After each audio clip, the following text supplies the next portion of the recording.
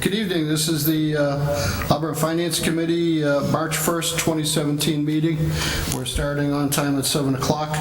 Our agenda tonight, we're going to take a little bit out of order from what we have in front of us. We're actually going to do review and vote on transfer requests, including some verbal transfers. We're going to take a vote on snow and ice deficit spending.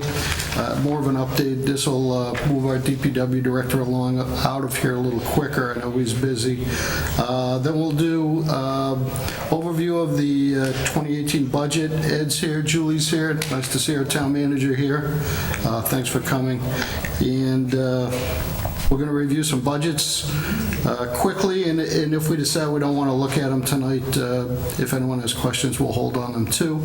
We will vote on recommendations on the March 28, 2017 special town meeting warrant, and then we'll validate some minutes and adjourn. So pretty full agenda. I would like to start with transfers. Ed has been spoon feeding me verbal transfer requests over the last couple of months. We actually haven't met, I think, since the end of November. So it's nice to miss you all winter. Not so much you, Julie, but Ed. I took these a little bit out of order, so bear with me on this. I've got some verbal transfers. I just want to go over them quickly, and if there's any questions on those, we'll take a quick vote on them. The first packet I have, the first one I have is dated 2/7/2017 for animal control. If everyone has that one. So far we're in order. Okay. I did a verbal approval on this on February 7th. The transfer, one of them I verbally approved, the second one I have not yet, so we will take a vote on that. The verbal transfer, there was an amount requested of $495, dues and education. This is coming from the repair and maintenance cost to cover the cost of certification class. We have a new inspector, correct, Ed? That covered part of this is for a part-time position for the assistant ACO officer. Animal control officer, okay, not inspector. Okay, thank you. Any questions on that transfer? This was one I had approved verbally. Okay, that's good. The second transfer we did not address, and this is also within animal control. Amount requested $600 going to veterinary expenses to cover the cost of veterinary expenses for the shelter, also from repair and maintenance. Do I have any questions, or do I have a motion on this? Motion to approve. Do I have a second? Second. All in favor? Aye. Aye. Opposed? So voted. Thank you. All right. Now, within that same packet, this is dated 2/16. This was also a verbal approval within the Board of Health. $300 was requested going to the dues and meetings account for class training education requirements for miscellaneous supplies.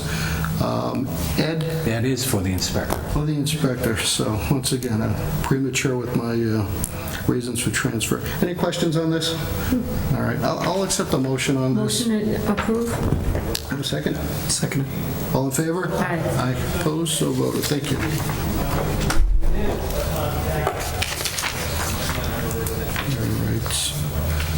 All right. The next motion I have in this packet, this is Council on Aging.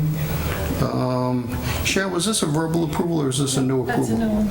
Okay, so we're going to be all over the board with these, which is fun. All right. Within the Council on Aging, we have three transfers. The first one is $585.90 to vacation coverage to cover deficit due to the assistant director coverage during a position vacancy from the director position. Do you have any questions or a motion? Motion approved. Second. All in favor? Aye. Aye. Opposed? So voted. Thank you. Second transfer is a transfer of $4,081.50 to assistant director. This is coverage since the director vacancy in November 2016, also coming from the director account. Motion to approve. Second. All in favor? Aye. Aye. Opposed? So voted. Thank you.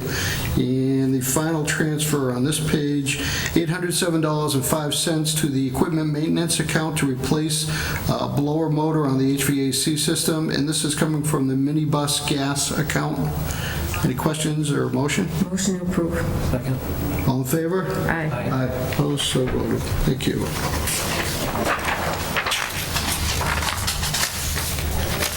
Okay. Our next transfer that I have, this is under DPW Highway Division, dated 2/28/2017.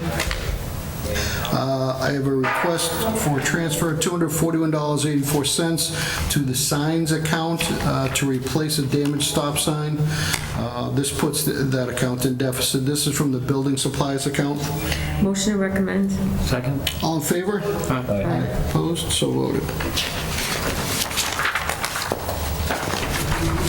Under DPW Engineering, I have a request for a transfer of $322.48 to the civil engineer under the engineering account, which will eliminate a deficit. This is from the civil engineer under stormwater. Once again, $322.48. Motion to approve. Second. All in favor? Aye. Aye. Opposed? So voted. Thank you. Under DPW Highway, amount requested, $4,400 going to the building maintenance account. This is due to multiple emergency repairs to the furnace, a broken garage window, and needing a plumber, and there wasn't enough money in the account to pay for the emergency repairs. This is coming from the wages account. Motion to approve. Second. All in favor? Aye. Aye. Opposed? So voted. Thank you. Under DPW Highway, also coming from the wages account, also $4,000. This is to go to the electricity traffic lights. That's to pay for 2 emergency traffic light repair invoices and future monthly invoices for electricity on town-owned traffic signals. Why would there be a deficit in this so early? DPW Director Bill Coyle's here. Thank you, Mr. Chairman. The bulk of this cost is the traffic signals at the intersection of Vine and Swanson Road. The lights had gone out, and it actually turned out the traffic signal heads themselves. The entire head had to be replaced, and I believe that was somewhere around, that was $2,400 for that one repair alone. And then we had other issues at that signal as well with different heads that were another $550. So because of those repairs, it's in a deficit. We have 3 signals that we control within the town.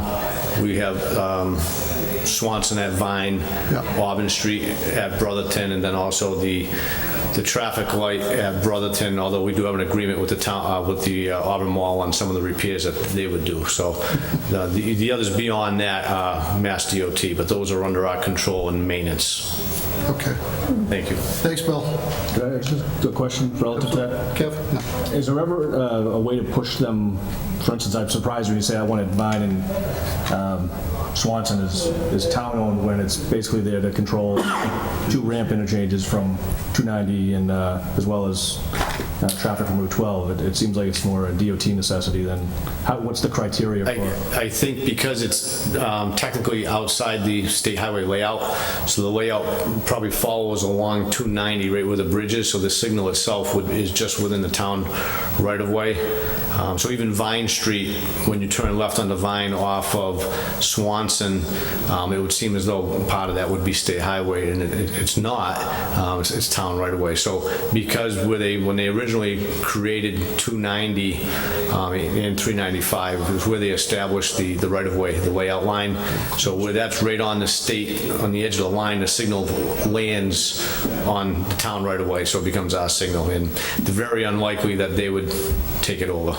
Okay, thank you. Thank you. Good question, Kev. Thank you. Any other questions on this transfer? Motion to approve. Second. All in favor? Aye. Opposed? So voted. Thank you. Our next transfer also under Highway Division.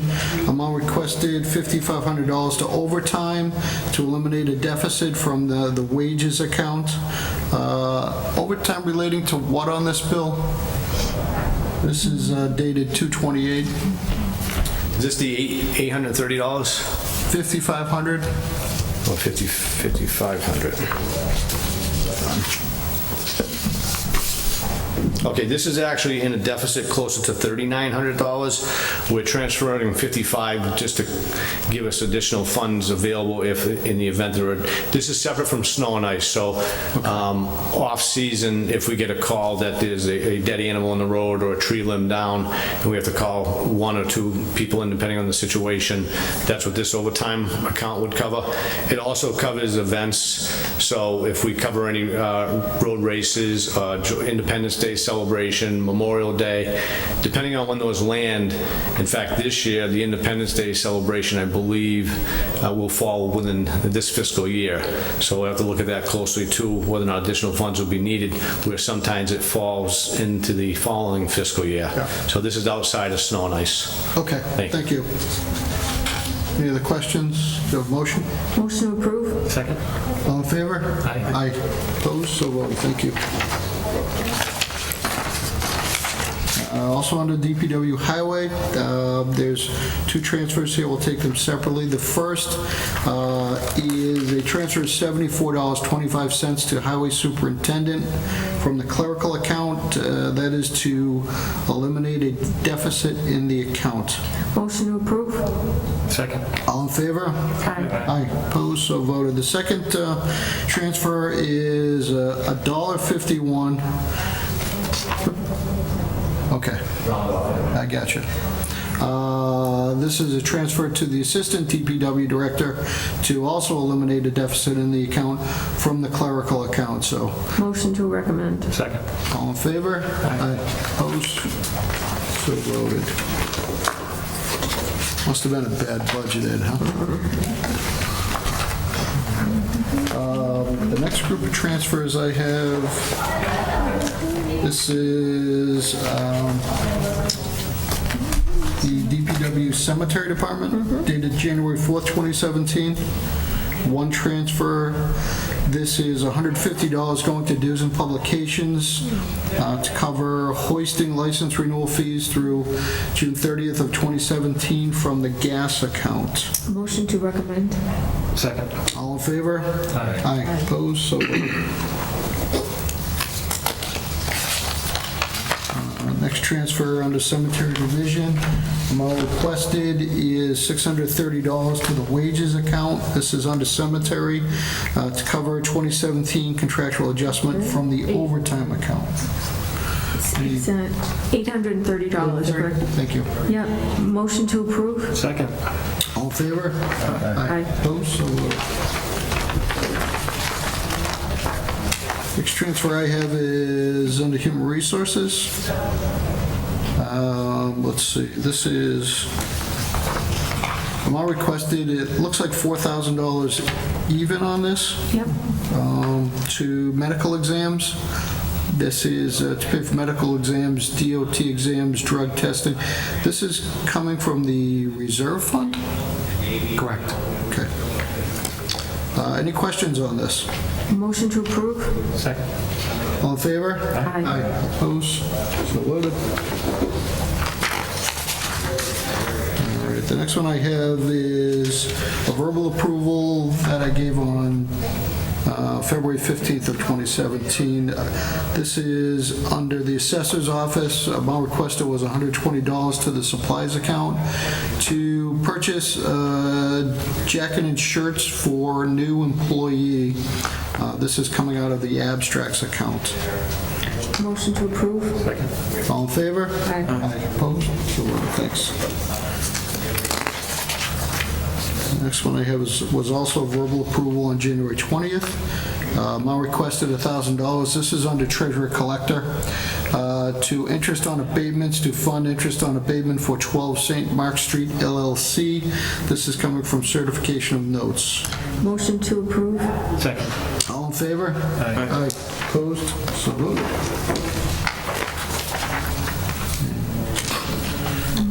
A verbal approval I gave on January 20th.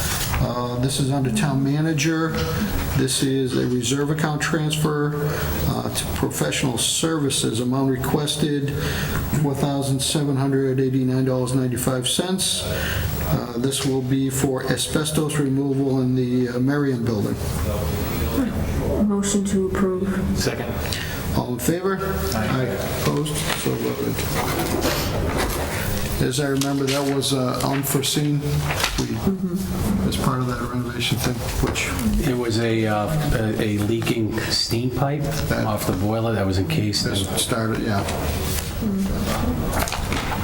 All right. Board transfers. Next one I have, this is a verbal transfer dated 2/7/2017. This is under animal control. Did I approve this Yeah, already? you already did. Yeah, okay, good. Good. That would be all of them. Yes, we're all done. Makes this a little quicker. Good there.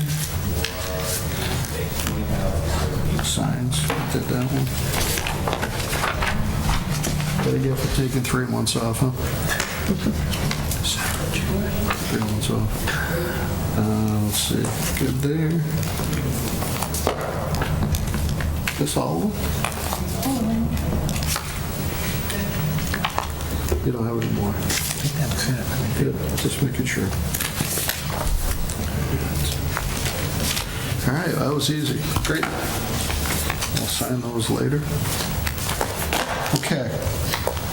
So that's transfers. Our next item,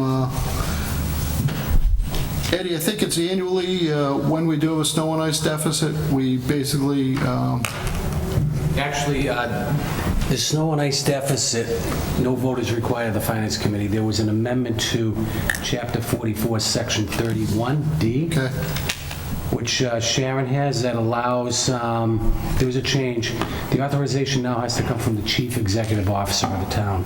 okay. That would be Julie. So no vote is required, but we do want to give you an update as to where we are with snow and ice currently. Okay. Bill? Thanks for your time, Bill. Thank you. I'd like to just go over some of the numbers briefly with you. I'm not sure if you have a copy that we sent up just to go over each individual line item that we are currently in a deficit, and I'll try to give some explanation on each one. The part-time wages is $17,517.82, and overtime $26,484.62. Those two accounts, the part-time wages is essentially the employees that are non-highway department employees, so sewer department, parks department, cemetery department, custodians, Packagug golf course, everybody else that we have that are town employees that come and work for us to plow our roads during the snow emergency. Those particular funds come out of part-time wages, and that's so a very large percentage of our costs are based on those employees.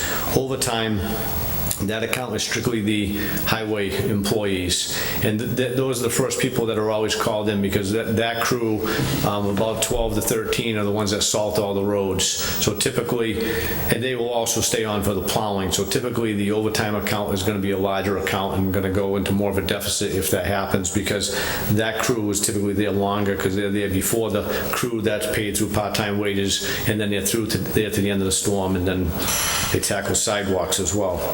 Equipment rental, $9,577. That is for our private contractors. We try to minimize the amount of private contractors as much as possible.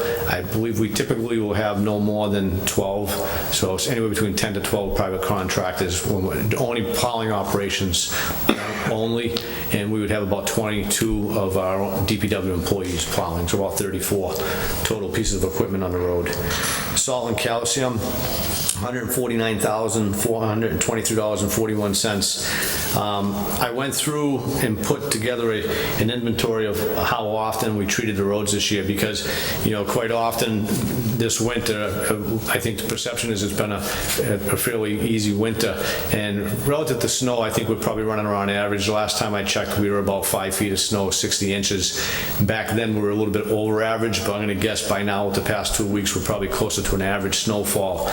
But it's the amount of times that we go out and treat the roads, and if people can remember, back in December and January, there were a lot of freezing rain, sleet, and snow events. Wasn't a lot of snow, but we were out constantly. When you have freezing rain, you're constantly treating the roads, and so it ends up, we were out 44 times that we treated the roads this year so far. On average, we're closer to usually maybe 35 for the entire year, and we're at 44 now. Every time we go out and treat the roads with salt, it's roughly 80 tons of salt, which translates to approximately $5,000 to $6,000. So when you go out 9 additional times, that cost adds up quickly. So in salt usage alone, to date, we are about 600 tons over. So that's about $50,000 just in what we've actually put down. In addition, we started the year with almost zero in our shed. It was empty. I have about $50,000 in the shed currently. So we have a half a shed full in anticipation that the winter's not over. Hopefully it stays mild, and I'd love to end the winter with a half a shed. That was my goal last winter. And then the first week and two in April, we had snow. And unfortunately, that didn't work out that way. Also in this list that in red, I know you probably can't see it, but there's 37 times in red, that's overtime situation. So unfortunately, for the budget, the majority of these events happen through the night and on weekends as well. So that was also something that affected the budget. And there was only 7 times where it was only during the workday. Then plow blades, $1,318.59. That's just wear and tear on our blades as we're plowing. And storm meals, $1,075.85. So that's where we currently stand. Hopefully the remaining few weeks we'll stay warm and we won't have to go any further into the budget. Yeah, I'd be happy to answer any questions you might have. About 205, 208,000? Yeah, about 205 plus or minus, right. All right, and just so everyone's aware, and Ed and I had talked earlier today, part of the reason why we can't carry a balance in our budget in the reserve account is for a buffer on this. These accounts here, certainly the snow and ice, we can carry over and tax into next year if necessary. I don't think we've done that in quite a few years because we've bumped up the reserve balance. So when you look at that reserve balance, really I think of it as this is our first buffer for going over snow and ice, and I think we're within this next budget we're already going to push up the balance in snow and ice directly. In fact, I think we're going to move up the reserve balance too. Correct. And we'll get into that in a brief presentation, but in this budget that's presented before you tonight, we increased snow and ice by about $81,000. Okay. So hopefully that will address any future year deficit situations we may encounter. Although I'll be honest with you, at a total budget of 381, Bill and I have talked, we would feel more comfortable with a budget in the vicinity of 425 to 450. So we're going to continue to work on that in future years and add to it, so we don't have to rely on the reserve account to balance out our year-end deficits every year. Right. Okay. Good. Yeah, Kevin. So salt and calcium seem to be the big number stuff. How much does that fluctuate from year to year? The average, I looked at the since 2007, and really the numbers from 2012 when we moved from, in the past, they were using a vast percentage, a large percentage was sand. They used to put down about 6,000 tons of sand, which was tremendous. Now we're down to about 600 tons. So since around 2011, we switched to salt. The average in the past 5 years has been about 2,800 tons of salt and about 600 tons of sand.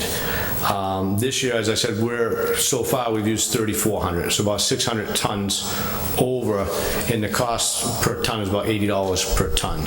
So you're roughly 50,000 in what actually has gone down on the roads, and another 50,000 that's in the shed. And I believe we budgeted somewhere around 160. So we are now 149. So we're probably close to around 300,000, maybe a little over 300 just in material alone. So a large percentage of the budget, snow and ice, is the salt material. And just to compliment, I mean, the roads in town are unbelievable during storms. I mean, you can hit the town or city line, and you don't even have to look at the sign to see you're entering another community, to see the Thank you. road quality, so. Thank you. Appreciate that. And I'll say personally, you guys have been great up on Packagug Hill, my section. I happen to live right on the corner of a tough end of Upland Street, and it's nice to see cars not sliding back into my yard anymore like it has in past years. So I appreciate the quick response. I'm sure a lot of cars up there appreciate that. Yeah, it's a tough area up there. Thank you. Yeah, it is. Okay. Thanks, Bill. Thank you. Bill, we're all set tonight? All set, thank you. Excellent. We'll get you back in the next few weeks on your budget. So we won't be touching yours tonight. Thank you. Thanks, Bill. Okay, next, Ed, if you can give us an overview of the budget, which is now item number 4, I think. Sure, I think Town Manager would like to make a few comments. Absolutely. Julie, We get into it. Just a few. guest appearance.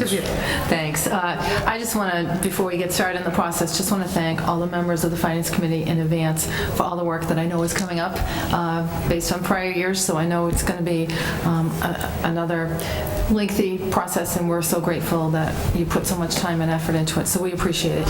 Also, and Ed is going to be providing you a summary of the budget, so I'm really, truly want to be brief. I do want to thank all the department heads who will be here throughout the course of this process, but they have done a great job on a couple of different fronts. We did ask them to give us, again, their priorities and to work with us on being creative in how to fund those priorities, whether they be phased in or we could do them all at once. We are very fortunate that this year, through some conservative budgeting, we're able to bring to you a budget that does address all of our priorities. We're very happy. I believe all but one that is planned for a phased approach, which Ed will get into. We're funding the majority of it, and then July 1 of the following year, we'll pick up that last piece.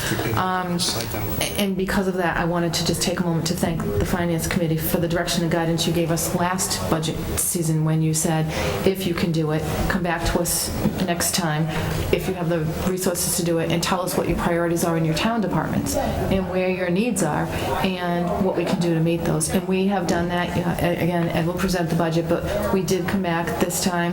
We felt this was the year to do that. Last year was not. As you know, we started the year with a deficit, and want to thank all the unions on both the town and school side. Since we last met, we were able to settle a health reform negotiated process with all 16 unions, unanimously agreed to it, and it reduced that deficit down from $1 million to nothing. We ended up balanced. So we want to thank the unions for working with us, but wanted to make sure we told you that we heard your message. We're grateful for it, and the budget that you'll see before you tonight does pick up on what you were asking us to do, which is look at our town departments. If we can this year, let's address those needs, and we're happy that we can do that.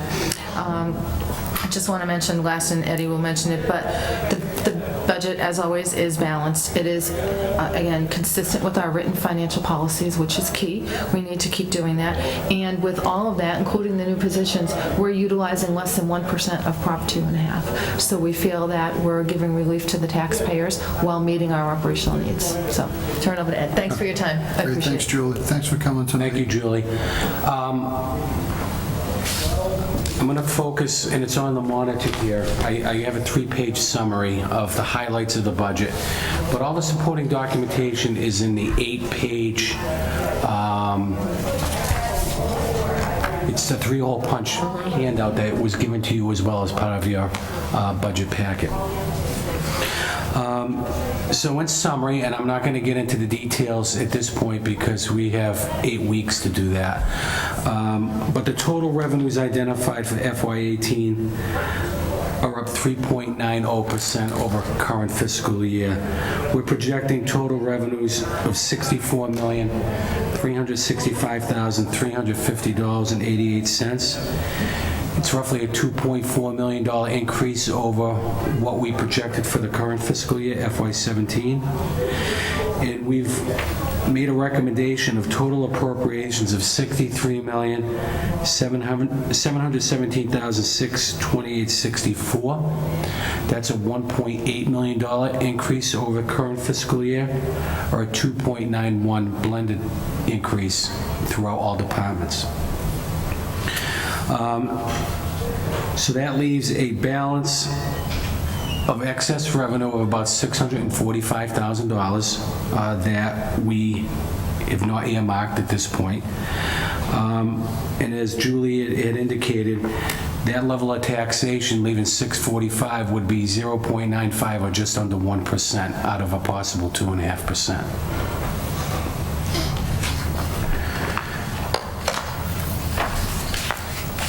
On state aid, this budget is utilizing the governor's released budgetary numbers. Certainly, we're awaiting the House numbers that should be due out sometime, I would say, by the end of this month, with the Senate numbers to follow in May or June. But anyway, we feel pretty optimistic using these numbers at this point in time.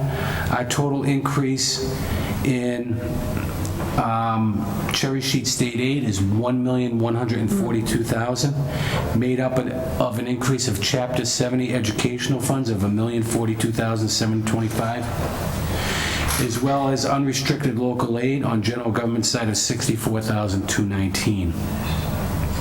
The appropriation recommendation reflects 16 new positions, 6 of which are in the school department, that being a math STEM teacher, 3 ABAs, a pre-K instructional assistant, and a pre-K teacher.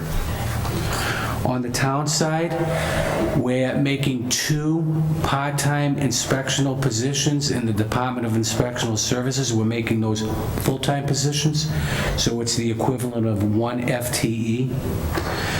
In the police budget, we are adding 2 new positions. 1 is funded for the entire fiscal year.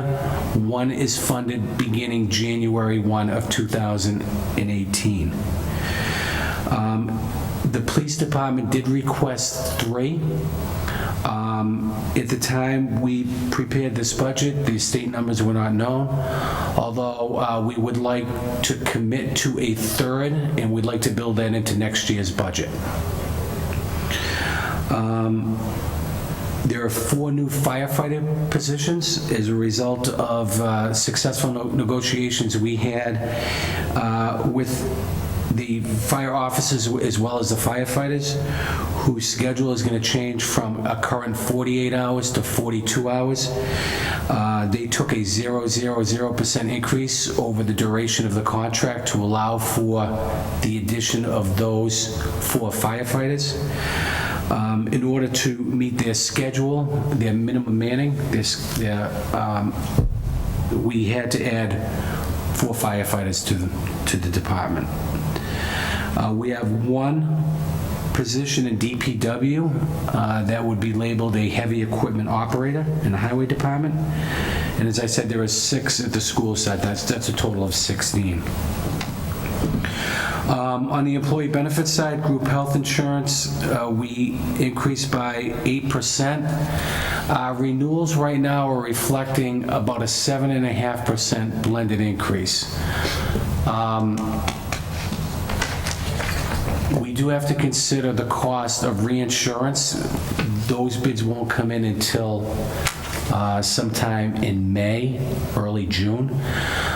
So we feel as though that is adequately funded right now at 8, because we have to allow for a potential increase in the reinsurance, although our claims look very favorable right now. The Worcester Regional Retirement increase, that is a known number. There is a 2% discount if we pay it on July 1, and we have taken advantage of that every year. That increase is up 12.25%, or $287,000 and change.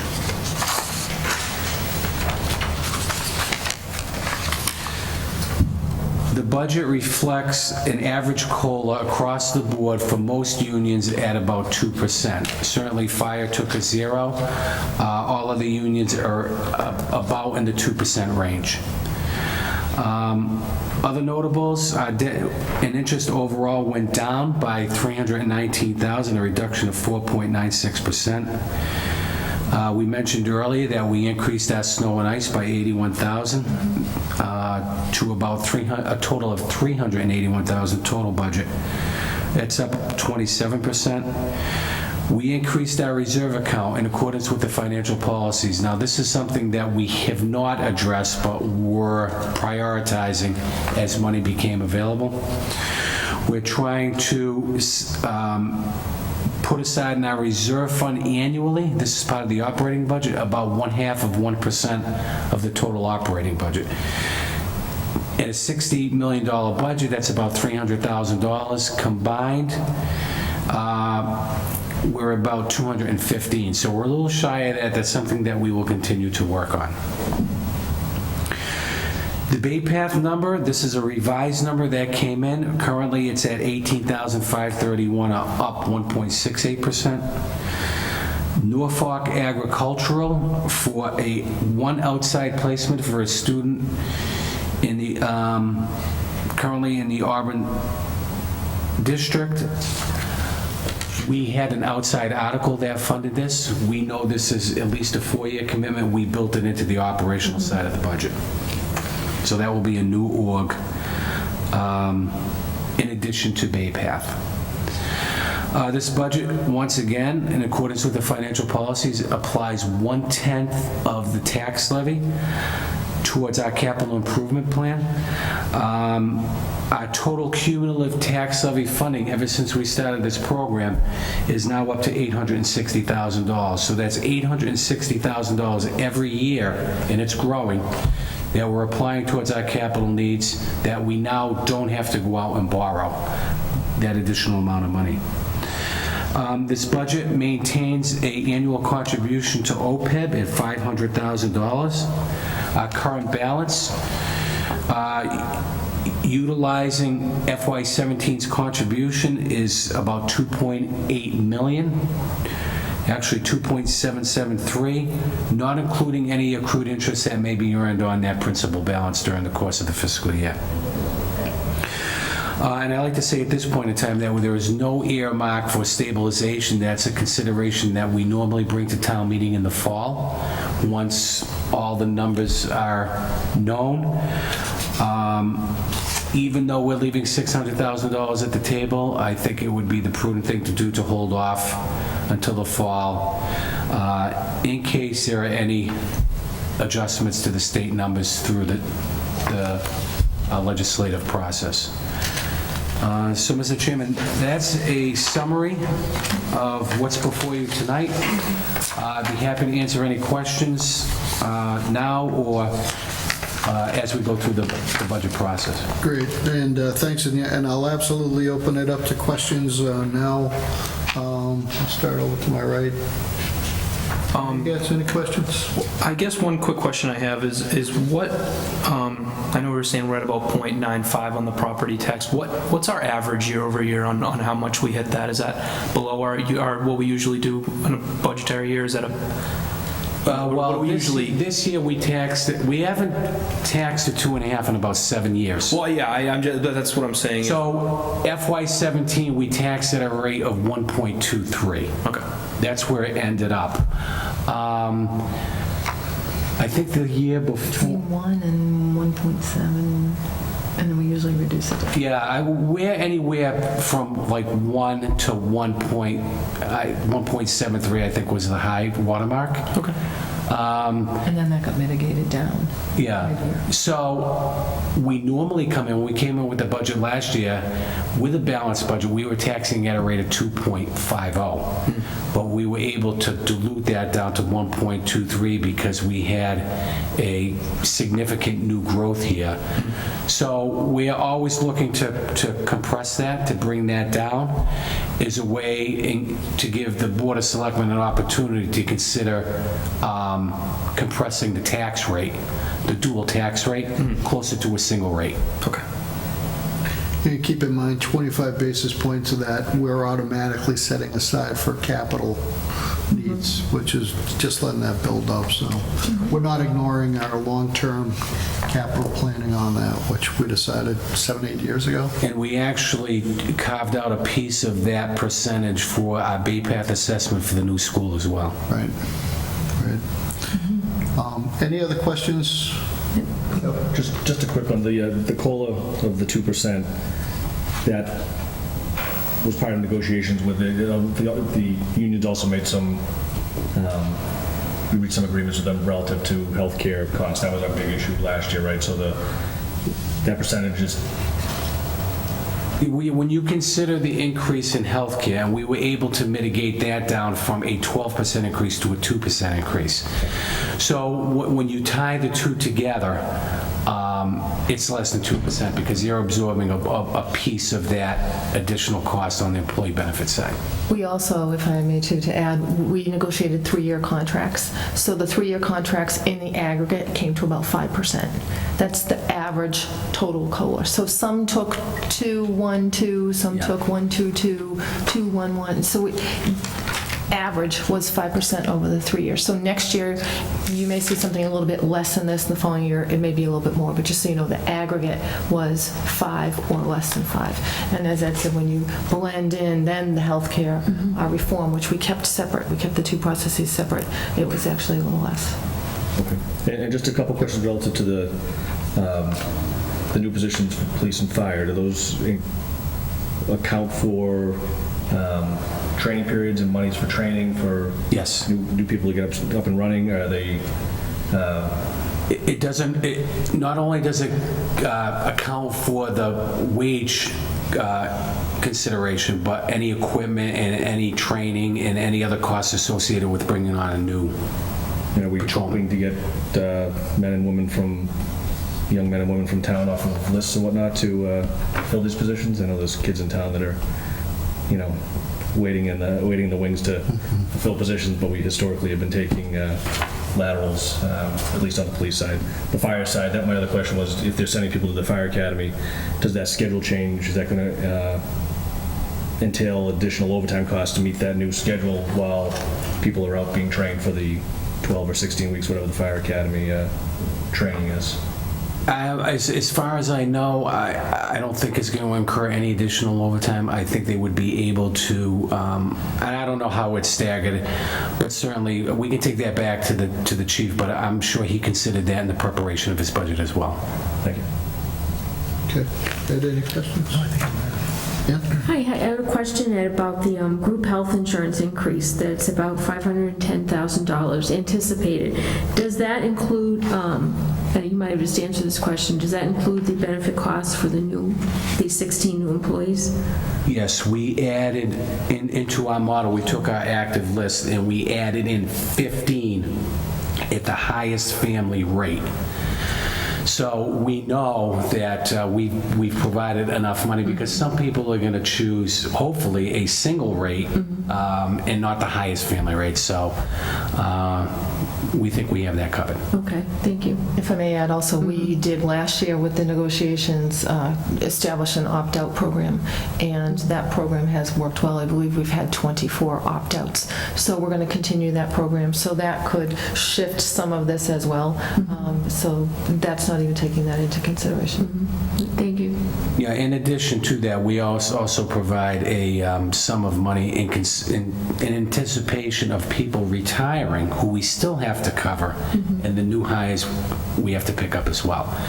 So it's really more than 15 or 16 new positions. I'm not saying all 16 are going to select a health insurance plan through the town, but we do have to provide for those individuals who are retiring as well. Does that, the addition of the full-time HR department downstairs, do you see that having future benefits in terms of things like people participating in opt-outs and the correct plans and saving the town through kind of smarter decisions through our employees, or giving them more? Well, I think the key piece to that is the education of getting the word out, quite honestly, because a lot of people aren't aware. So we're trying to educate our workforce. We'll let them know what options are available so they can make a choice. Whether it's part of the choice of the plan, because a lot of people are fixed on the plan that they selected from day one, not knowing that other plans, the networks, doctors may be available through another plan. So, yeah, it's a tough sell, but we're trying to get the word out there. Any other questions? I've got a couple, and I'm not too sure that all of these can be answered. This is actually to either of you both regarding the Chapter 70 increase of $1 million. I know, Ed, I asked you on the phone earlier today, and I don't think you have an answer yet. Maybe you do. We have any idea why we got such a big increase in that number, and should we be concerned that that's not sustainable year after year, given historically the increases we've gotten? I can tell you in years past that any increases that we received were sustainable. It's been years since I've recognized any reduction in Chapter 70. What's driving those numbers, I couldn't tell you. I think there are a number of factors that are attributing to that increase. Certainly enrollment is one of them. But beyond that, I don't know. I know we went to we have a kindergarten program that we offer, and I know that a sum of money is coming to Auburn as a result of the implementation of that. But what portion of that is applicable to that, I don't know. I will certainly ask the question and get some answers back to this committee. Okay, good. Or have the school department prepared to field that when they come in for their budget. Okay. Just a question. I know Auburn has a number of school choice students that come in. Is that money in Chapter 70? Where No. we see the cherry sheet? It's the cherry sheet, and on the assessment side, there's a sending tuition, and then there's a receiving tuition on the revenue side. So those numbers are separate. Okay. Okay. Yeah, if we could eventually, because if we even smell that part of this is, hey, it just happened to be a one-year thing, then obviously from a budgeting perspective, we're going to be at some risk in future years in terms of just having an easy transition if that number doesn't hold up. To me, it just doesn't make sense given we're kind of thin on the state level in terms of revenues coming in. We hear about that. I know Governor Baker was making a bigger commitment to Chapter 70, but this is a big number, big increase. Right. So I would tell you this, I wouldn't expect any similar increases in next year or the year after. I mean, I think this is a one-time bump, and we will get the answers for you as to what is causing this. Just from a comfort level. And I guess related but not related to that, is it true that the additional pre-K teachers that are coming on the pre-K program, is that a tuition program? What's going on with that? It is a tuition-based program, but there's a sliding scale based on income. Which I fully expect on that. So for that program coming on, there's some increase in tuition revenue dollars that are coming into. Correct, and the superintendent could better answer than us, but Yeah, there okay. there are that's the revenues mechanism. coming in from it. Whether it offsets the number of sliding scale is yet. It is my understanding that the general fund budget, or the operating budget, is subsidizing to a certain extent Sure. the cost of the pre-K program. And I wouldn't have gone there in terms of suggesting that it funds itself, and I don't necessarily think that's a required thing anyway. So my last question is, what the heck can we do about the Worcester Regional Retirement number? I mean, is it just additional bodies in that program? Or to me, all I hear is it's one of the worst managed state-funded programs that we have. Is there something we can do? That's a tough one to answer, quite honestly. I think there are a number of factors leading to that. I think there were a number of disability retirements that impact this. Certainly no early retirements are impacting this, because we didn't offer any type of early retirement program. But it's based upon an actuarial study, so it all depends on who is drawing a pension, who is going out on a pension, and one is done every 2 years. So, I think we've seen a steady increase in the assessment over the past 10 years. We are on a funding schedule. We are supposed to be fully funded by I don't know, for 34. It's a ways out. But at least it is targeted to be fully funded based upon a schedule put out by the retirement system. Okay. That was more event than a question, as you know. All right, that's all I had for this, and appreciate the overview on the budgets. I also will leave open if anyone wants to come back to this or anything at any time. If Ed will take the question, we'll ask the question. All right, so I guess let's move right into the budgets, and then we'll do the special town meeting warrant. So we have a bunch of, I'll say, not exciting budgets that I thought we could go after tonight. All due respect, Mike. Mr. Chairman, would you be opposed to taking MIS first? Now, I was hoping we would do that. I'm putting Mike to sleep out there, I guess. So let's look at, we're going to be looking at, these are mostly budgets under the CFO's empire. And I picked them only because I thought we could pick these up pretty quickly and not have too many questions. If anyone does have a question on them, we haven't seen the numbers in detail, then we'll hold it if anyone wants to. So let's go right to IS. 155.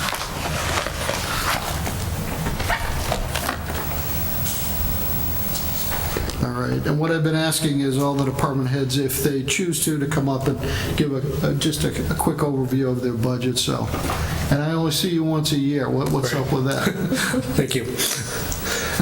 Most of the IT budget is maintenance and support costs that happen every year. We have a few new things this year. We have a couple items of support that were included with the initial purchase that are now under yearly maintenance support.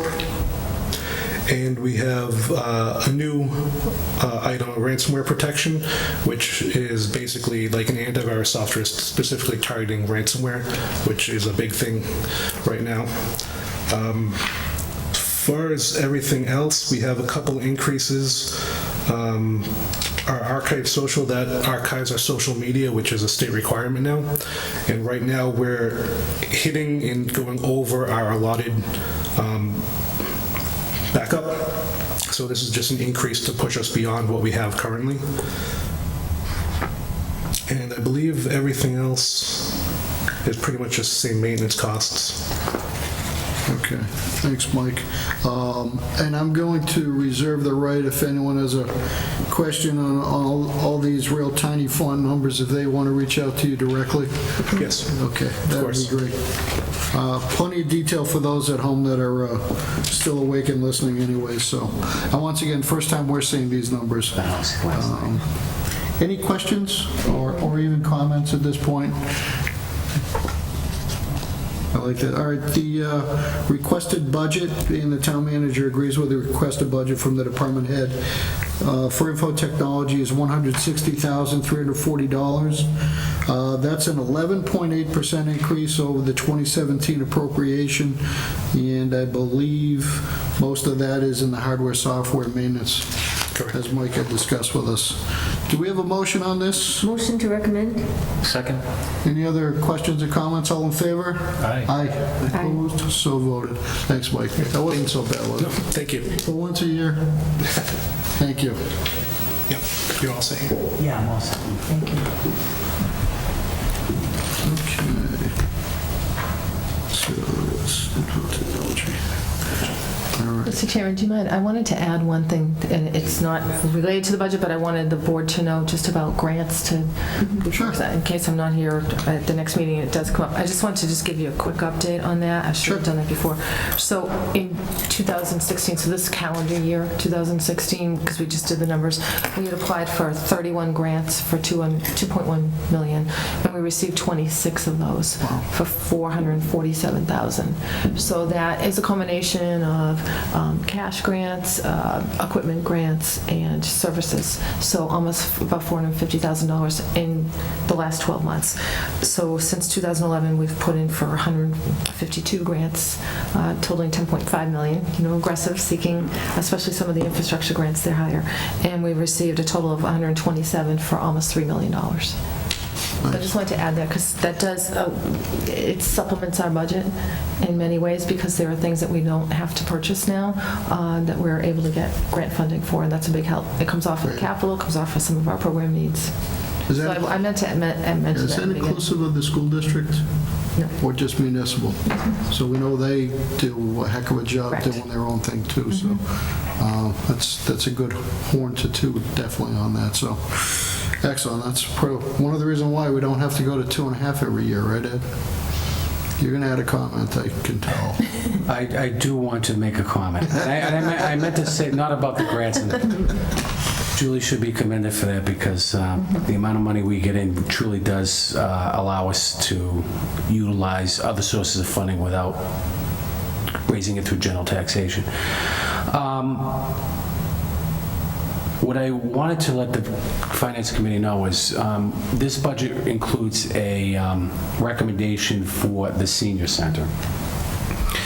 And I honestly prepared the budget for the senior center because the position was vacant at the time that the budgets were due in.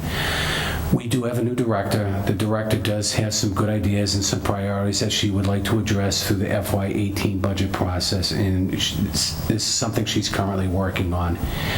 She's been on board for about 3 weeks. So she has she's been analyzing some history on the budget. She has to take into consideration the formula grant or the funding from the Commonwealth of Mass that comes to the town every year, as well as some of the outside funding through various grants or whatever. So she is tipping the house upside down, looking at total revenue that she can utilize for COA purposes and kind of reprioritizing that money to see what she can address in terms of her priorities. So we're expecting a amended budget to come in. What that will be at this time, I don't know, but I just wanted to give you a heads up that you can expect that in the coming weeks.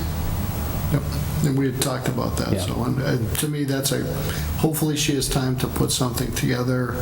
It just lends some credibility as we look at the numbers come fall, winter, that kind of thing. That's true, and we did recommend that she come toward the end of the budget process. Right. Yep. To not, So- we don't want her to feel rushed. She's doing a great job. Again, she's only been there a couple weeks trying to weed through it and determine priorities, and there may be an increase request because there are some staffing issues that should probably be addressed. Yep. No, and that makes sense. I'd rather have a good budget, and even though we get a little late start, we're managing this process pretty darn well over the last couple of years, so that's fine by me. I'd rather look at good numbers. Thank you. Through the chair, just a quick question relative to grant stuff. Who in town handles it? I know grants take a tremendous amount of documentation and dates and deadlines and follow-up documentation once you receive things. I mean, they're I think it's fair to say that every department, and every department has evaluation forms. Seeking and securing grants is one of the goals that they have, that we set for them every year. So every department head looks for grants and prepares, most of the department heads at this point are preparing their own grants. The financial management of the grants falls under Ed and his department. The follow-up, the evaluations, the programmatic pieces fall to the department that has the grant. So they're required to maintain the documentation, submit it to the funding source, and keep Ed apprised. So there's a lot of different components, and they are very time-consuming, Thank you. Good. but worth it. Thank you. Good question.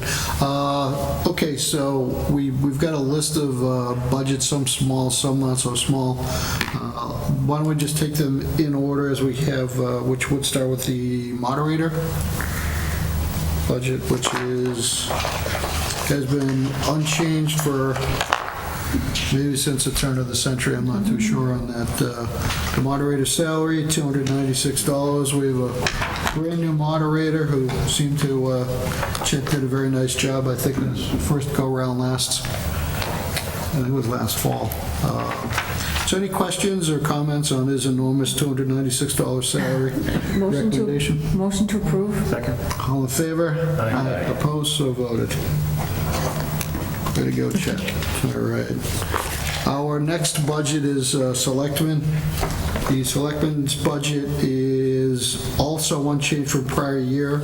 Town manager requests a budget of $10,987. Of that, $7,837 is Selectmen salaries. Nothing really has changed on this. Any questions? Got a motion? Motion to recommend? Second. All in favor? Aye. Aye. Opposed? So voted. Thank you. Our next budget is town manager. The town manager budget in total, my requested is $359,443. That's a 4.87% increase. So obviously, we have the town manager here, and she seems to be in agreement with what she agreed to for a budget request, as awkward as that gets to be once a year. Any questions regarding this? Julie, your contract, when does that come up again? I was just reappointed for a 3-year period in December, which in advance of that 3-year appointment being due in January. So there's two different parts. There's the appointment, which under the charter is 3 years. Then the whole separate issue is the contract, which can be any length at all. Okay. My current contract is a 5-year contract with 2 years remaining on it. Okay. Okay. Any other questions on this? A motion? Motion to recommend? Second. Any comments, questions? All in favor? Aye. Aye. Opposed, so voted. Thank you. Thank you. Our next is the Finance Committee. And I noticed, boy, we did take a reduction a couple years ago. All right, well, that's... Price of pizza's gone down, I guess. The recommended budget for the Finance Committee, and this is primarily printing and supplies, obviously no salaries here, is $815. Motion to recommend? Second. All in favor? Aye. Aye. Opposed? So voted. Thanks. Our next budget is Human Resources.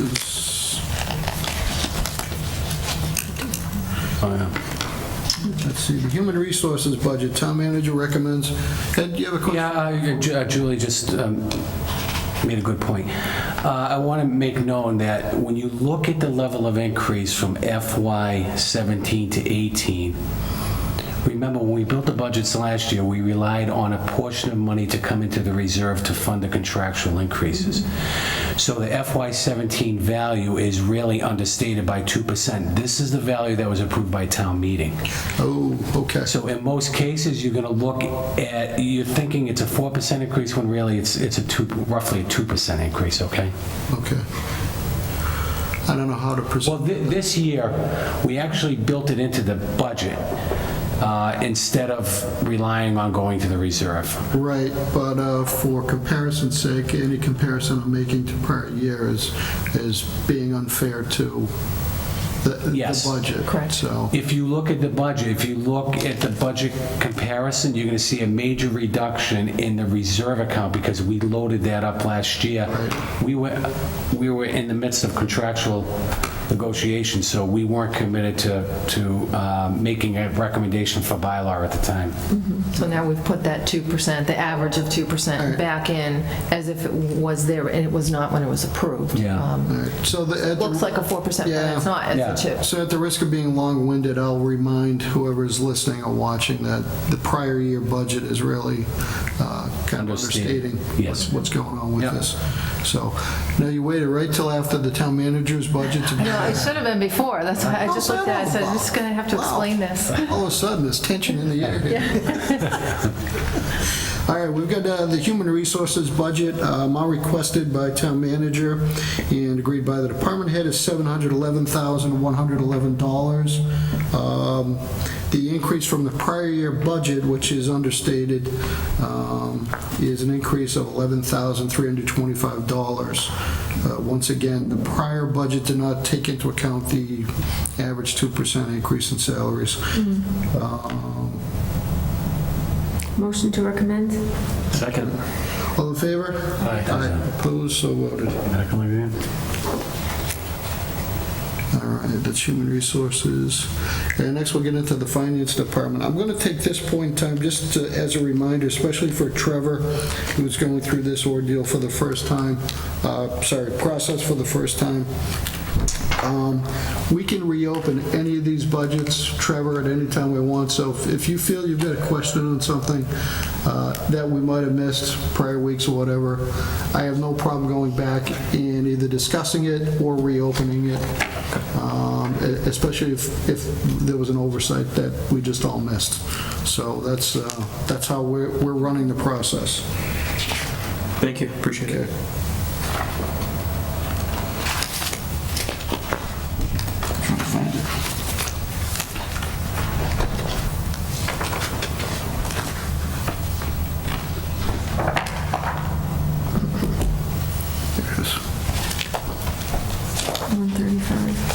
Sorry, I've only been doing this for a couple of years. I'm not very good at it. Okay. What we'll do with the finance department, there's multiple divisions. We've got accountant, assessor, and treasurer collector in this. The total budget for the finance department, if I'm reading this correctly, is $612,323,000. And what I'll do, I won't take a vote on it, but we'll start with the accountant division, which has a budget of $197,532.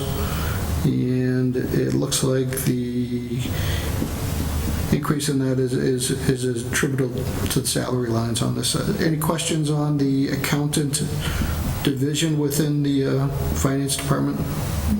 No? Okay.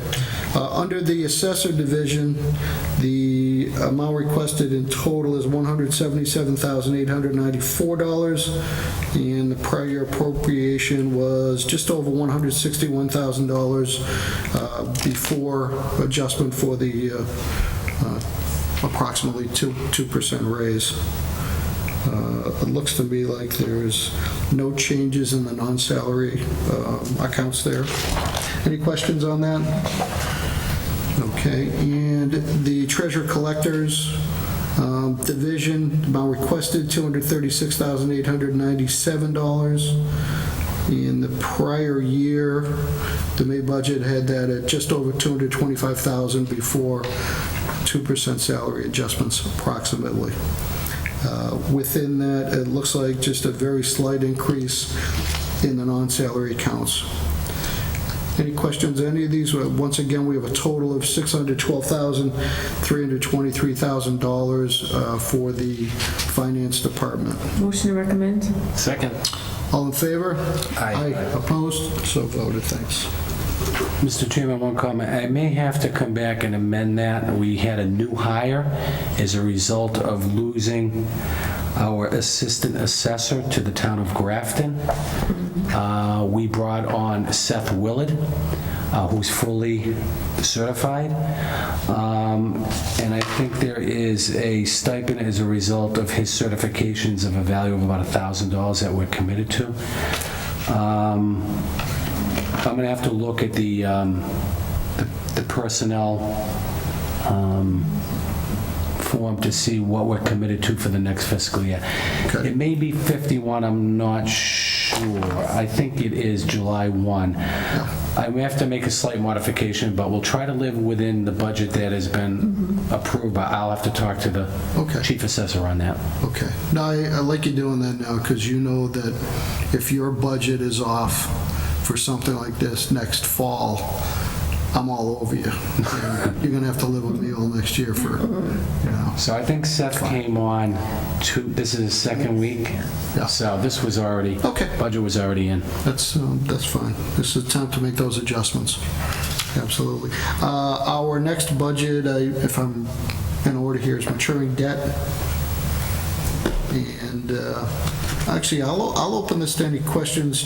Trevor, even Kevin, this is kind of actually a neat part of the budget in terms of what's going on and bonds that we put out in years It's near the end of your 3-ring binder. Yeah. One of Under the last 700, 710 and 752 series. Thank you. So it looks like, Ed, that the CIP bond from 06 and 07 is come off now? All of our general obligation bonds outside of our school debt are for a 10-year purpose. So if we went out in 06, it matured in 2016 or 17, all depending on the timing of the issue. So you can use that as a general rule of thumb to gauge when debt is going to be Approximately retired. it will come off. So the bond just below it, 08 and 09, will come off in 19. Correct. So we'll see that, the 150,000 for one more year after this next budget year, and then that comes off. Okay. Any other questions on these? The high school debt, off the top of your head, is that going to come off 2024, 24 20-year purpose. from 04, 05? Okay. 04 was when we went out. So that's coming up soon, that's good. And that's just over $1 million a year, so, excellent. And we have not added any new debt, significant debt this year. So our plan is we have approximately 1.6 million for the current Auburn Middle School that we have not bonded yet. Okay, And that's subject to final audit, so we may not be permanently bonding that because the audit has not started. They still have HVAC work to do at the new Auburn Middle School, which I believe is going to be done over the summer. So we may have to ban that for another year. So we have about $680,000 of general fund capital debt that we can bond. We may ban that in September as well, because the issuance is too small. We may combine that the following year with the Auburn Middle School. So right now we have a estimate on short-term interest on renewing that ban at about a $3 million value. But those numbers are under the interest portion of the under 752. so are we paying back any principal on the middle school as of yet? Yes, we borrowed That's what I thought. 10 million initially, and then we borrowed another 5 million. So we have about 15 million in debt. That is here, and that's also raised outside the levy limit as a debt exclusion vote. Right, okay. Where would that be picked up here within? So it's part of the 16,425. Okay, But you can see on the summary page of the budget I handed out tonight, the debt exclusion portion that we're raising. yeah, okay.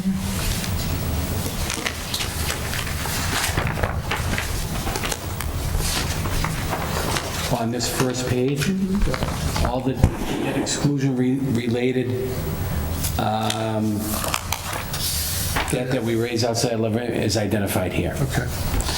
And my only concern for asking is we're starting to pay back that debt already, right? Yes. Okay. That was my biggest concern on that.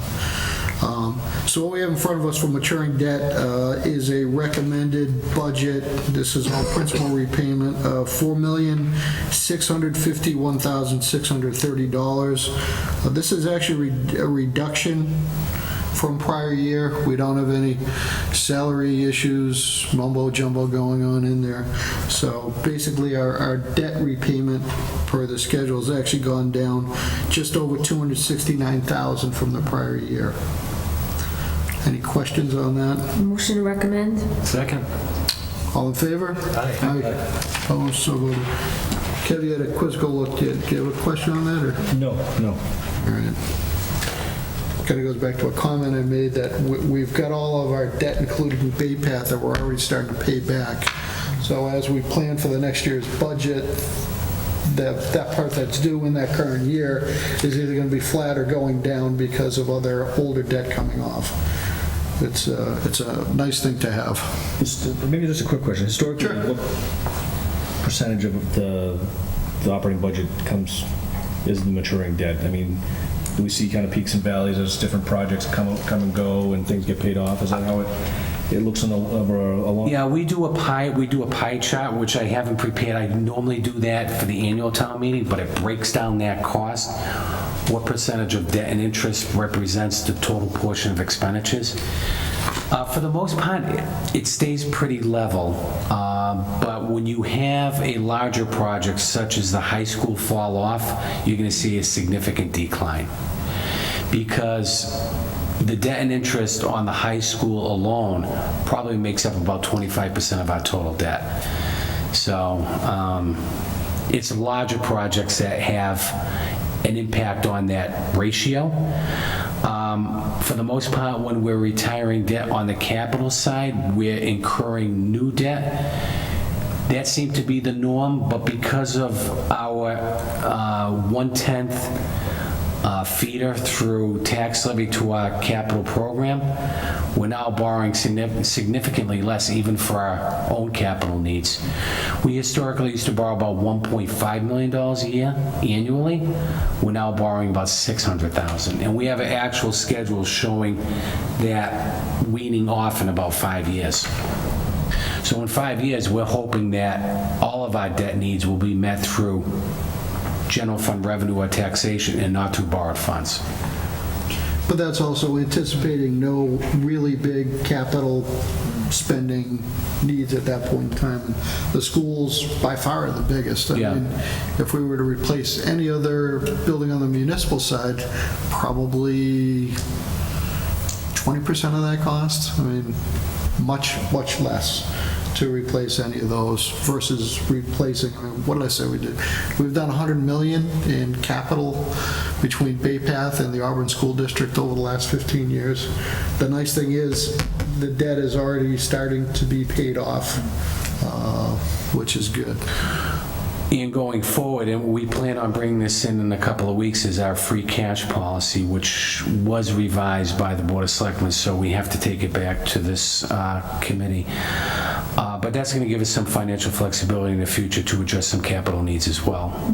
Yep, absolutely. Is there long-range planning in terms on the municipal side when you say, say a new public safety complex, for instance, the ideal time may be to do that in 15 years because some of these bigger ones will drop off. Yes. That's a good point. When we looking to retire a larger project such as the high school, that's going to allow us to address some other capital needs without even taxing to the same level that we did with the high school. So we expect to give the taxpayers a break, even assuming another larger project, such as a public safety facility or something like that. But it's not like a homeowner sees their 20, 30-year mortgage and they go, that's the end. Municipalities are a living, breathing creature that go on forever. Yeah. You never really, something's always going to come up. Correct. You're right, there are always needs that have to be met on a facility basis, and we've been working with the department heads to try to phase that out, so as the debt drops off, those are the years that we'd like them to look at addressing their facility needs, so that we never get above the level that we're at, and if anything, we're going below. Thank you. And keeping in mind that we will no longer be deferring maintenance, which we ended up doing on the old high school several decades ago. And actually that created a nice, I'll say, break for the taxpayers for a long time. And now we're catching up on that. you know, but we've got a whole bunch of shiny new buildings. And, you know, just to follow up on that, through the chair, we just received a Green Community Grant a year ago to do some energy efficient work at the school and the library. And that was about $250,000. So those are improvements that reduce our costs because it reduced the energy costs, it reduced the energy loss, and it also took projects off of our CIP list. There were a couple of boiler projects, some water heater projects. We're about to put in for another grant, probably around $247,000. Again, looking at replacement of some things that are currently on a CIP that will come off through that grant. Good. Any other questions or comments on maturing debt? And that is good news. Nice to see that going down finally. Our last budget is interest, and the town manager recommendation is $1,454,920, and this is also a reduction from prior year of just under $50,000 or 3.32%. Any questions or comments on this? A motion to recommend. Second? All in favor? Aye. Opposed? So voted. Thank you. All right. So that's the last of our budgets that we had scheduled for tonight. Let's just move quickly to the town meeting warrant then. Unless there's any questions or comments? Okay. On a positive note, Mr. Chairman, I think it's important to once again remind the taxpayers that we continue to save them money for our borrowing needs because of our improved bond rating. So I think we've identified some significant savings, especially as it applies to refinancing our bonds. They were callable on the Auburn High School. We saved the taxpayers a total of approximately $3 million over the remaining term of those bonds by being able to refinance at a lower rate. Yep. And the timing couldn't have been better as rates are already kind of sure, you know, just absolutely pushing forward and pushing up. So our borrowings, when they were done, are you know, just fantastic. Honestly, the short-term rates have nearly doubled. So a lot of upward pressure. Regarding the special town meeting warrant, there's really two articles here outside of reports, which is always the start of the meeting. This is going to end Tuesday, March 28th. I normally will paraphrase or read a lot of this just to get through it quickly, and because this is a kind of unusual thing, Ed, I'm going to defer to you on actually what Article 2, because you have some numbers also there in terms of what we're trying to do. We've already had town approvals basically on the project, and why the MSBA is sort of requiring us to have this special town meeting. So even though town meeting already approved by amendment, prior borrowings to allow for the town share cost for the replacement of the Packagug roof, Bond Council as well as MSBA require an authorization for a borrowing for the full value of the project before MSBA will consider awarding their share. This is just a process and a formality. This is something that's been done for every other project. This project is estimated to be a total cost of about $700,000 plus at this point in time. The exact amount will not be known until the bids are received and open, which is expected to happen approximately 10 days after the conclusion of this special town meeting. So that will be in the early weeks of April, that amount will be known. And the state share of this project of all eligible costs would be 54.16%. So our share is about $300,000, $350,000 at this point, plus or minus. So that's a summary of And there's a practical reason why this is a special town meeting that needed to be done this quickly because I believe the school department wanted to basically, I don't want to say break ground because it's a roof, but go after those repairs as early as possible whenever the school year ends. Correct. So if this article went to at the annual town meeting, there's a waiting period before that vote could be recognized, approximately 7 days. But they wouldn't be able to award a bid without an authorization, so the bid award probably couldn't happen until sometime in June. Not knowing whether the vendor can schedule that project over the summer is anyone's guess, we don't know. So at the risk of not being able to do it over the summer, we decided to have a special town meeting. Right, and that's why we're having it this early, and we've never had a special town meeting in the spring or late winter that I can remember. Was there a one-off? Yeah, no, The last one was about a year ago when we did the general bylaws. We had one in March, and it was just specific to the general bylaws. Oh, yeah. And I believe that was in March of 15. Okay. That didn't count for me. One time. Just a question on, so the bids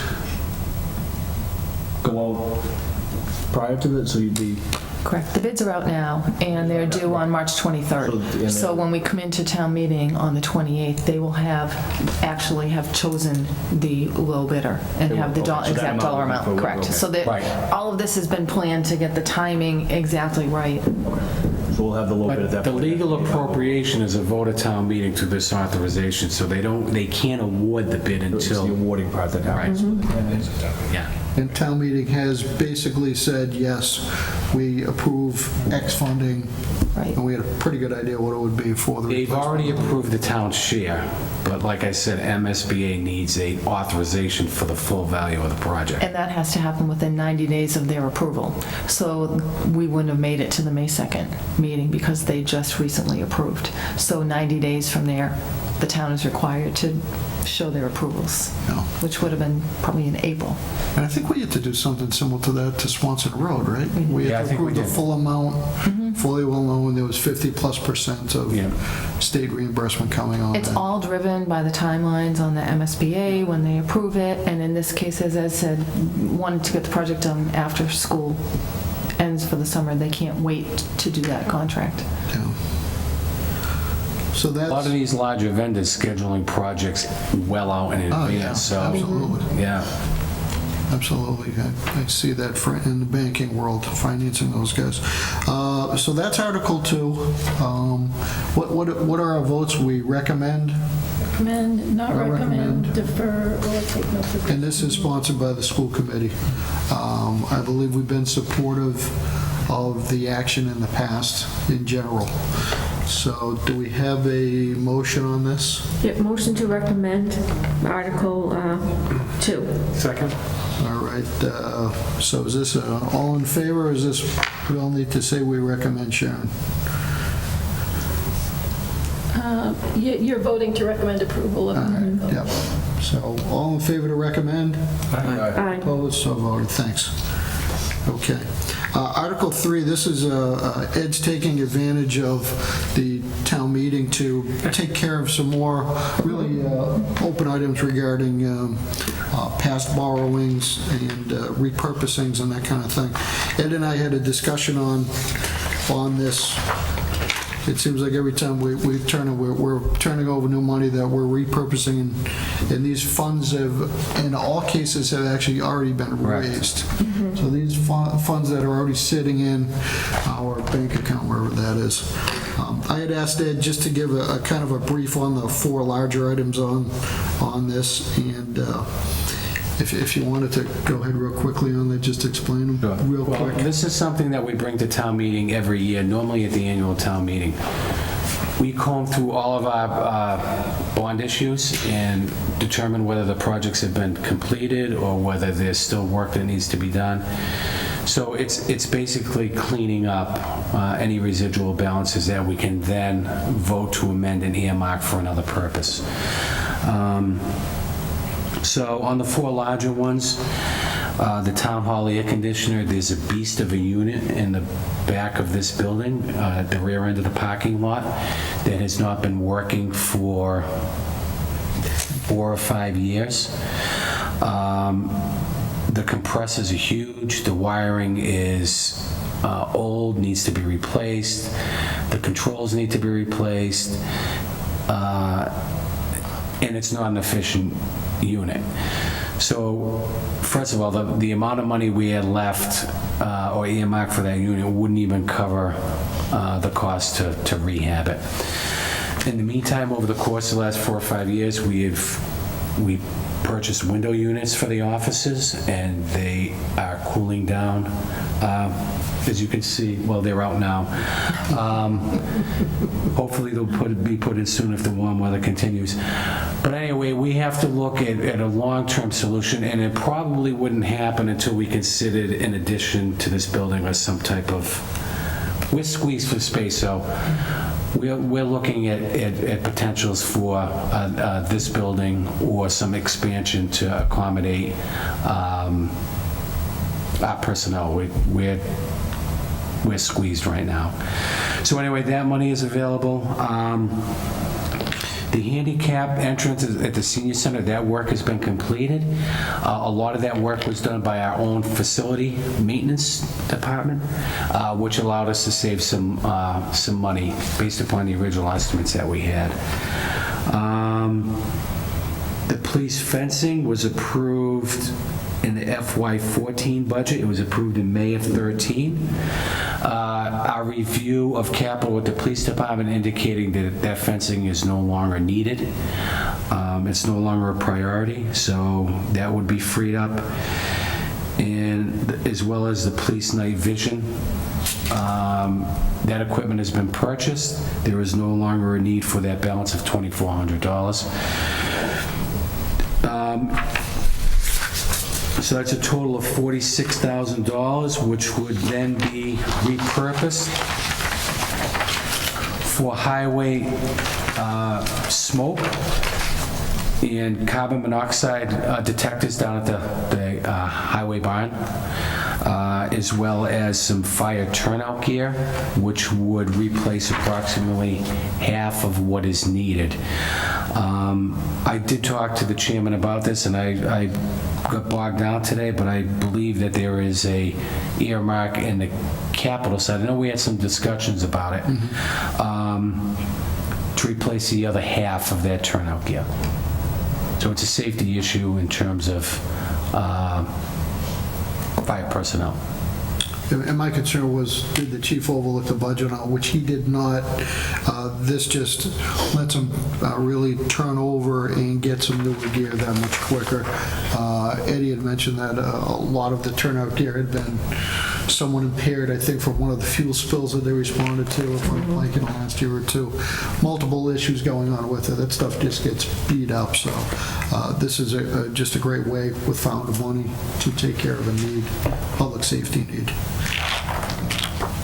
So these will continue, and once again, this is one less article that will be coming up for these monies for the annual town meeting. My guess is Eddie's going to find some more money that had not been fully spent, or we basically, in the case of the handicap access to the Council on Aging, that money didn't need to be spent because our facilities management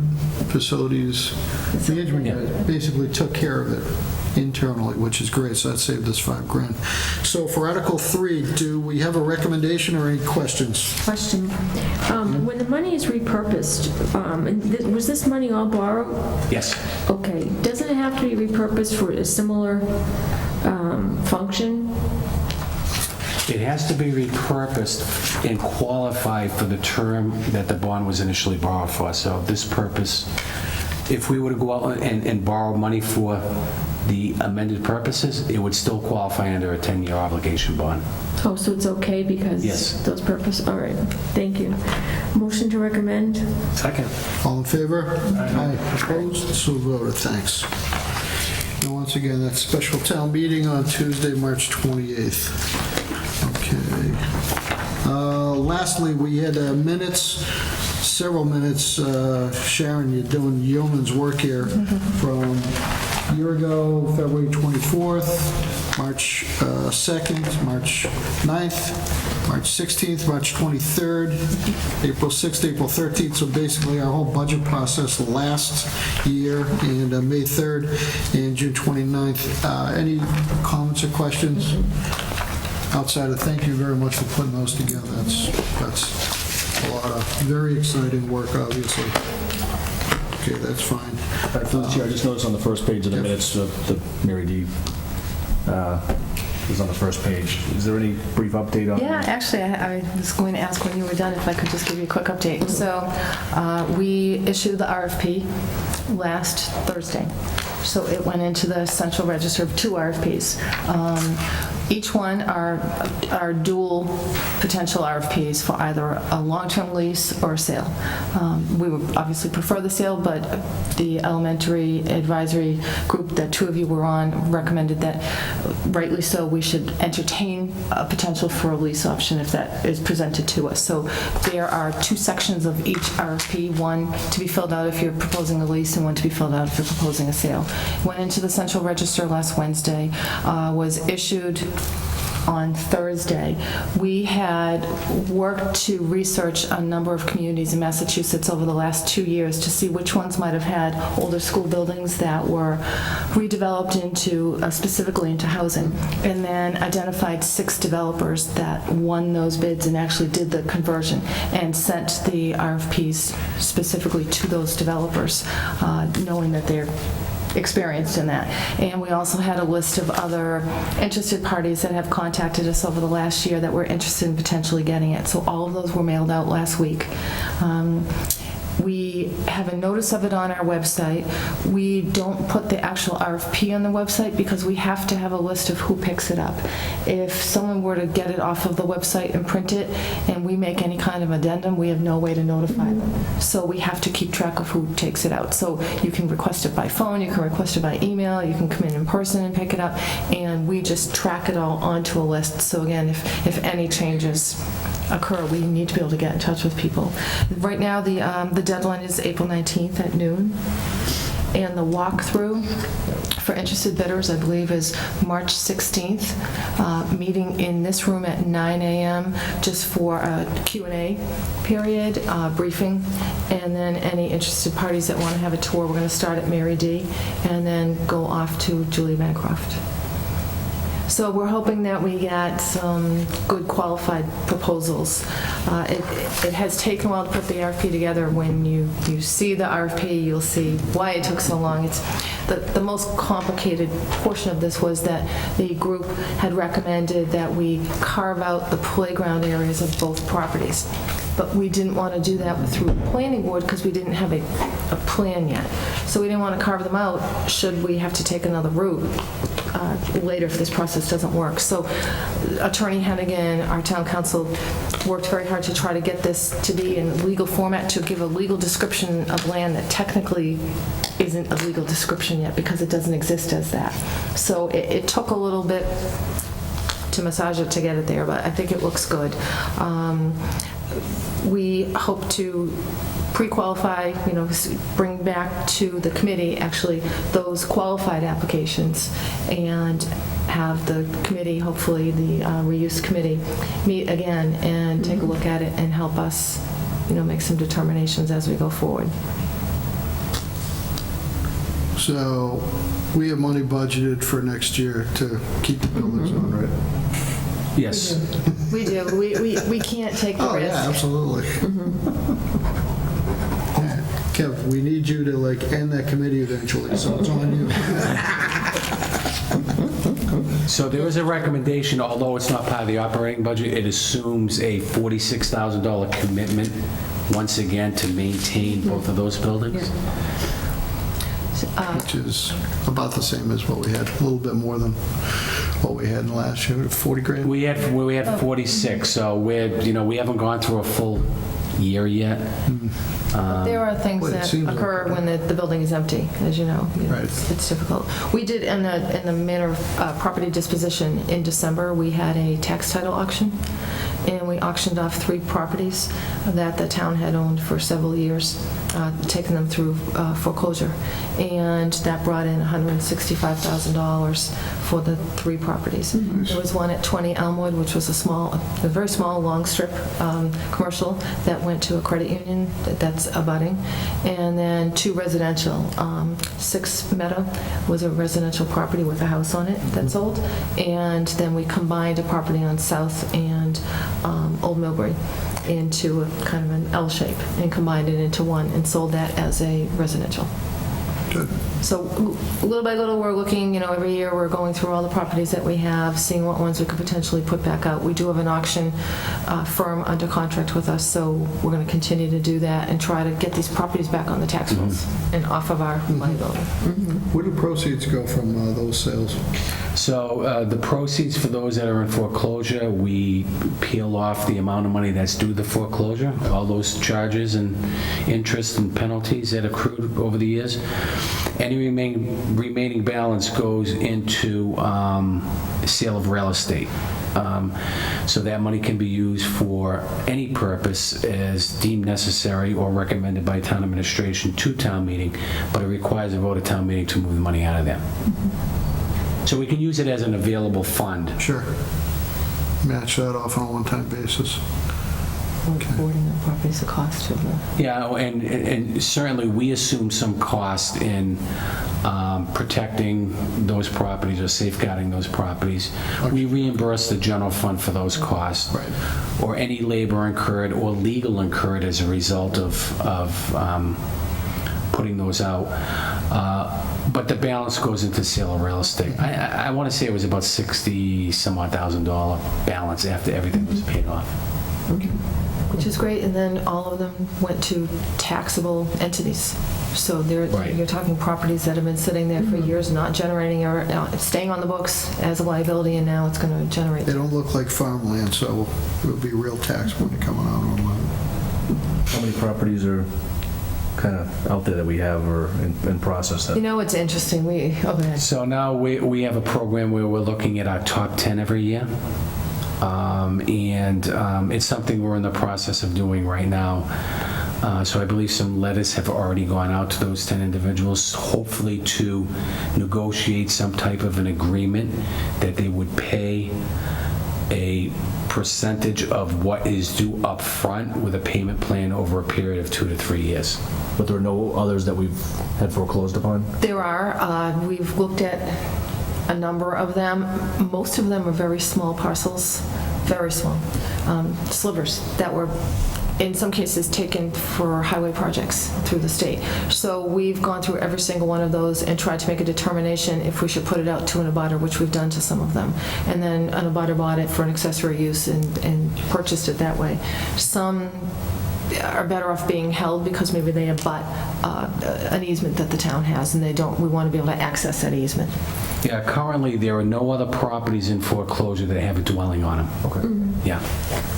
Right, the rest are all just Right. really just small, and we have to be careful, we have to be careful on wanting to foreclose on some tax title properties to make sure that there's no environmental issues, Right. because we don't want to foreclose on it if there's an environmental issue. So unfortunately, there may be some that are rather in limbo in tax title because of a 21E. Let them stay there. Absolutely. Absolutely. Okay, I think the plan is to meet for the next few weeks. What budgets make sense for next week? Well, I think we reached out to the department heads to see if there are any conflicts. The only one that I'll ask Sharon about that. I don't know if we have any scheduled for next week or not. I don't have anything scheduled, but the fire chief did say he was available the 8th or the 29th, so. Okay, and I talked to schools today, Yep. knowing that you're going to have a member or two out for the next 2 weeks. So I'm trying to schedule, it seems like the 22nd of March works best for the school department. Okay. We'll bring in fire next week. That would be good. I think we may even be able to get Bill in next week. Oh, that'd be great. DPW? Okay. That's fine. I know there were a couple that have been sending emails as to, we asked them to tell us what days they couldn't be here. Sure. I think library had indicated April April 5th would work best for 12. her. COA is going to come in at the tail end. Okay. And our drop dead, I believe, is the following Wednesday, the 12th of April would be the, Believe That so. would be the very drop dead. Yeah. and that could be a driver because of town meeting warrant too, Right. you know, could be. All right, so that's And fine. we'll see when police would be able to come in as well. Okay, that's fine. So as soon as we have a determination of when they can be coming in anyways, could that list come out to us? We will discuss that with the department heads tomorrow. Okay. So we'll get something hopefully out to you by Friday. I think we can manage to do that. Just so we're prepared certainly for next week's, Yep. you know, department heads that are coming in. And I think we'll kind of, I've said it before, play as we go regarding the CIP portion of each of the department's budgets. If there's anything worth talking about while they're here, we might as well catch them. I don't want to bring them back in just for a quick CIP kind of thing. That's just unfair. Yeah.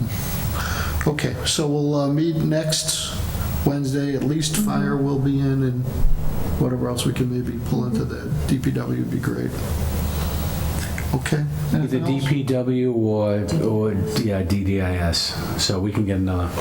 Maybe put those two together. Yeah. Or maybe even put, Julie brings up a good point, if we can put DPW and DDIS together and then maybe fire and police together. Yep. Yeah, that'd be great, and hopefully we can do all that. Schools is a big one, so we may want to do that as a standalone and sprinkle in some smaller ones around. Yeah, Yeah.